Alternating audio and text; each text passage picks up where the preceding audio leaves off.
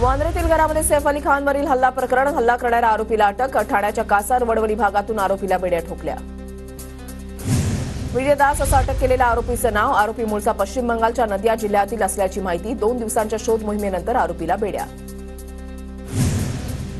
अटक केल्यानंतर चेंबूरमध्ये आरोपी विजय दासची पोलिसांकडून चौकशी. चेंबूरमधील चौकशीनंतर आरोपीला खार पोलीस ठाण्यामध्ये आणण्यात आलं. सैफ अली खानचा हल्लेखोर विजय दासचा फोटो समोर. आरोपी पोलिसांच्या ताब्यात. मुंबई पोलिसांच्या गुन्हे शाखा आणि वांद्रे पोलिसांची संयुक्त कारवाई. चोरीच्या ऐवजी सैफ करीनाचा मुलगा जहांगीरला ताब्यात घेऊन ब्लॅकमेलिंगचा डाव होता का? आतापर्यंत नोंदवलेल्या जबाबातून नवा प्रश्न समोर. आरोपीनं मुलाच्या रूमकडे जात 1 कोटींसाठी धमकावल्याची माहिती.